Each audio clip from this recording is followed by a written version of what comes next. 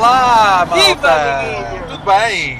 Pois é, amigos, nós vamos aqui em viagem. Estamos a seguir a partir do Alentejo em direção a norte. Isto é o primeiro podcast Road Movie. Movie.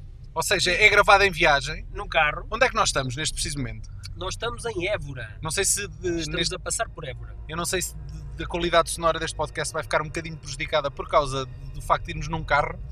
Mas teve que ser, porque nós estamos aqui imbuídos de espírito de perseguição na estrada, não é? De perigo no asfalto. Exatamente, é só caminhões de um lado e do outro, condutores agressivos a chamarem nomes e a buzinar. Sim. Muito por culpa do facto de Daniel ser um péssimo copiloto.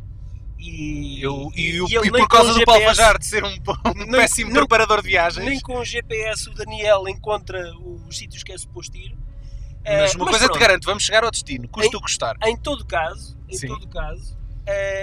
nós nos entretantos, o que é que nós fazemos? Falamos de filmes! E então decidimos, só porque vamos em viagem... Parece um público daqueles programas da manhã, 760, vá todos juntos. E só porque vamos em viagem decidimos fazer sobre filmes de estrada. Que a história passa-se maioritariamente na estrada, não é? E lembrámos do Duel. Duel. Em português, um assassino pelas costas. Deixa-me olhar pelo retrovisor. Sim. Mas atenção, isto não é um filme sobre um gajo que leva no rabo, sem preservativo, de outro gajo seropositivo. Que é? Um assassino pelas costas. Não me digas que é um filme que... Não, mas como é o assassino pelas costas, percebes? Tentei fazer aqui um trocadilho. Não, acho que não foi muito bem conseguido. Um assassino pelas costas. Sim. É um Olha, sim. E sabes que mais, acho que já estamos perdidos outra vez. Agora não te vou dizer o destino como tenho feito até agora, porque agora estou aqui a olhar para as minhas notas. Eu vou sentir o meu sentido de orientação, a ver se ele me leva então, enquanto tu tentas encontrar o destino em direção a Coimbra, não é? O Assassino pelas Costas é sim um dos primeiros trabalhos de realização do mestre Steven Spielberg. Atenção, mas que foi o filme que basicamente serviu de plataforma de salto da televisão para cinema, no sentido em que foi um filme feito para televisão, foi um telefilme com 74 minutos de duração, mas a receptividade foi tão grande que o Steven Spielberg decidiu fazer uma versão alargada de 90 minutos para lançar nos cinemas na Europa. Eu não sei se este poderá ser exatamente considerado o primeiro filme do Steven Spielberg, porque pesquisei e encontrei que ele com 16 anos fez filme. Não, ele até com 12 anos fez. Mas calma, ele fez uma longa-metragem com 16 anos, com estreia no cinema lá da terra dele, com direito a estreia e tudo. Chamava-se Fireflight, mas atualmente julgo que era sobre a Segunda Guerra Mundial. As imagens perderam-se. Não há grande registro dessa sua primeira longa-metragem. Por isso este Duel é o seu primeiro filme. O que é que andas à procura? Massa tabaco? Já te disse que não gosto que se fume dentro do carro, pá. Eu não fumo, Daniel, e o carro é meu, está bem? Sim, mas podias zelar pela minha saúde, para começar, não é? Está bem. Então, mas como tu estavas a dizer, o Spielberg já tinha realizado uma série de episódios para outras séries de televisão nos anos 60. Sim. Aquele que viria a ser um dos mais influentes e poderosos realizadores de sempre, começava a dar os seus primeiros passos num thriller televisivo bastante eficaz, passado inteiramente na estrada. Na estrada, sim. Que é como nós estamos a fazer agora. Acompanhamos a viagem de um Zé Banana, de um perfeito comum cidadão, que vai no seu carro, descansado, tranquilo, quando naquelas disputas de ultrapassagem e de cedência de passagem com um caminhão pesado, um caminhão de 40 toneladas, eles andam ali ao despique e... Extremosa, Arraial, estás a dizer bem? É isso, eu estou a ver aqui as placas para ver se estou indo bem, extremoso, acho que vamos no bom sentido. Naquela disputa, cria-se ali uma desavença e durante o percurso eles vão tendo alguns encontros que vão se tornando mais agressivos. Cada vez mais agressivos. Não é? E pronto, isto nunca dá bom resultado, não é? Não. Na estrada nunca dá bom resultado. Especialmente naqueles desertos americanos onde parece... Sim, na Califórnia. Parece que ninguém quer ajudar ninguém, não é? Tu paras naquelas lanchonetes... Quando há alguém. Exatamente. Quando há alguém, tu parece que mesmo quando encontras um barracozito onde servem umas bifanas e umas cervejas aos camionistas lá passam, nem essa gente parece que tem cara de bons amigos. Parece que entras na taberna do American Werewolf in London. Qualquer pessoa te matava se fosse preciso, não é? Tudo tipo, mas que é isto que apareceu aqui? Tu estás fora do teu elemento. É verdade. A história do filme teve origem num conto do Richard Matheson. Olha, uma placa que diz Lisboa. Fixe. No bom sentido. Vamos para norte. Ok. Ainda não é para norte, né? Nosso objetivo para já é ir em direção ao litoral. Só depois é que começamos a subir, não é? Mas pronto, este filme é baseado num conto de Richard Matheson, que é um escritor conhecido pelas adaptações da série Twilight Zone. Sim. Que viveu momentos de aflição quando viajava com um amigo e ambos foram vítimas de um camionista engraçadinho que lhes resolveu pregar um susto semelhante ao que acabaria por ser este filme, não é? Vamos agora esperar que isto também não nos aconteça. Mas tu sabes como é que o Spielberg chegou à história deste filme? Por incrível que pareça, a secretária do Spielberg na altura estava a ler uma revista da Playboy em que viu lá um artigo que falava exatamente, e a secretária que estava a ler a revista da Playboy. Ela estava à procura da parte das receitas. Ia ser lá entre as revistas Mary e Anna e coisas afins lá na casa de banho. Sim. Enquanto estava lá... Ou era lésbica. Ou era, por exemplo, não sabemos. E tu sabes que o próprio Spielberg aparece no filme. E é sem querer. Aliás, ele aparece várias vezes e na pós-produção, porque ele estava tão empenhado na produção deste filme que ele ia ou sentado no banco de trás do carro ou estava muito ao lado dos atores a ler-lhe os diálogos porque faltavam linhas e falas e ele estava-lhes a debitar as falas e ele aparecia nos enquadramentos. E então tiveram que fazer blow-up às imagens ao 35mm para o retirarem do enquadramento. Mas há uma que não escapou, que é quando ele vai a uma cabine telefónica. Está no espelho. Está espelhado, exatamente. Esta é uma obra que foi filmada em 13 dias e editado em 10. Ainda hoje é obra. Eu vou dizer uma coisa. Acho que é um feito. É um feito. Dos filmes mais rápidos filmados até hoje foi o Desperado. Foi filmado em 15 dias. E eu pensava que isso para mim era um recorde. Quando eu soube que este filme foi gravado em 13 dias... uou, não é?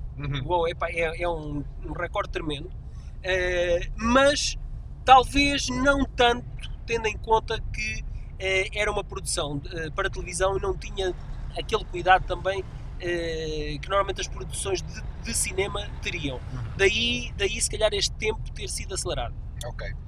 Sabes quem é que eu também acho que tem pinta de gostar deste filme?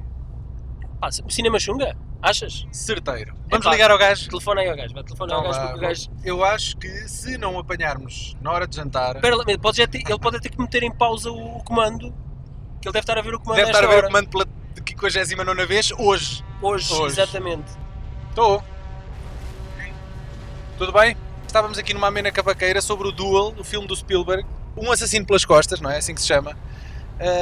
E lembrámos que tu tens pinta de ser fã do filme. Eu não sei se isto é verdade, se não é...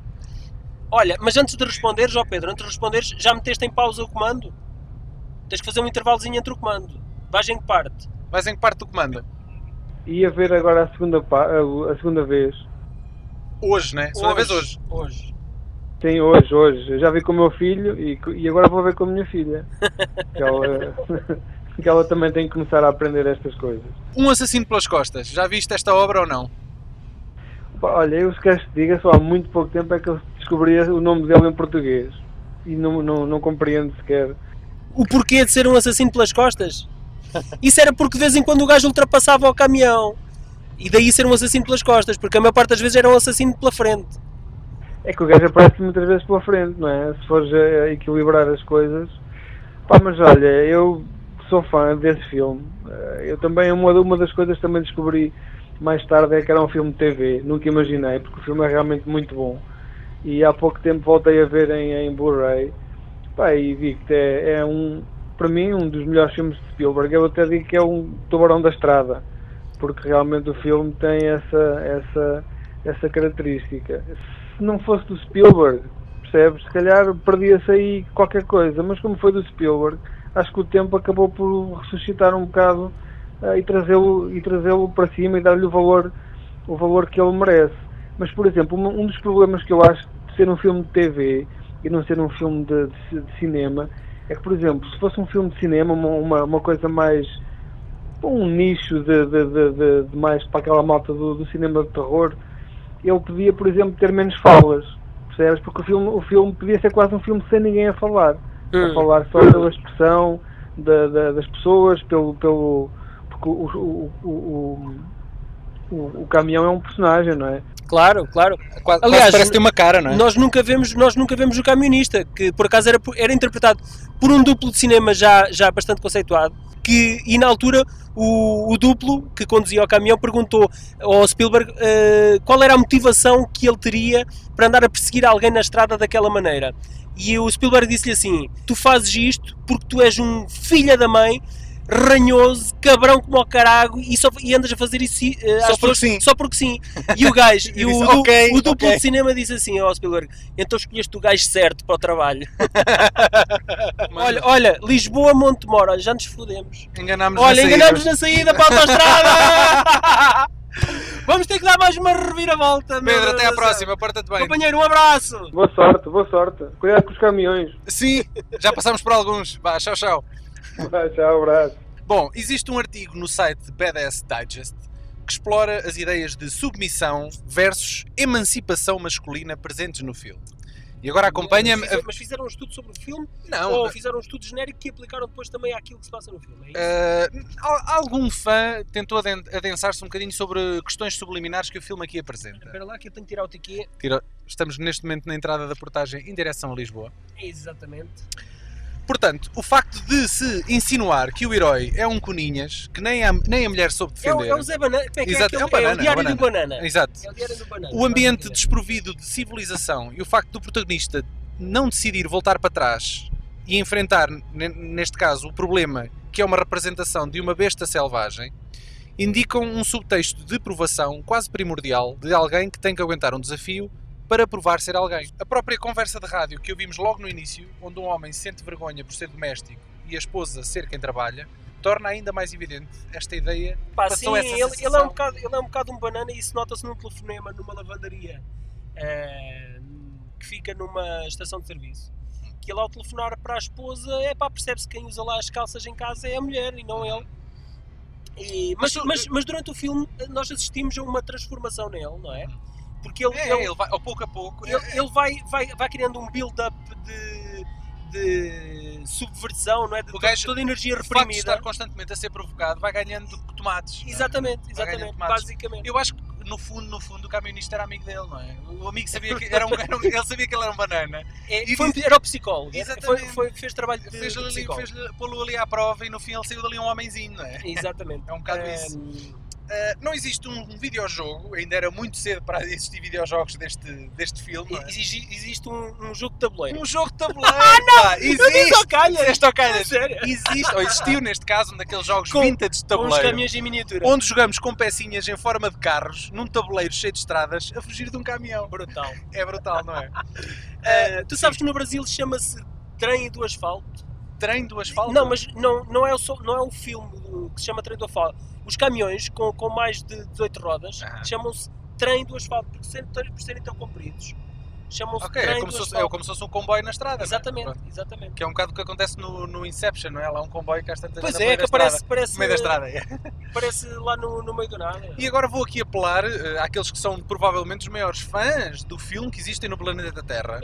Há um jovem realizador espanhol e alguns amigos fãs do filme que estão decididos a conseguir fundos para fazer um documentário que prestigie este, que é para eles um dos filmes que mais subvalorizado existe. Então eu tento dizer o seguinte, que não concordo nada com eles, no sentido em que acho que o filme só ganhou a importância que hoje tem pelo facto de ter sido uma das primeiras obras realizadas pelo Steven Spielberg.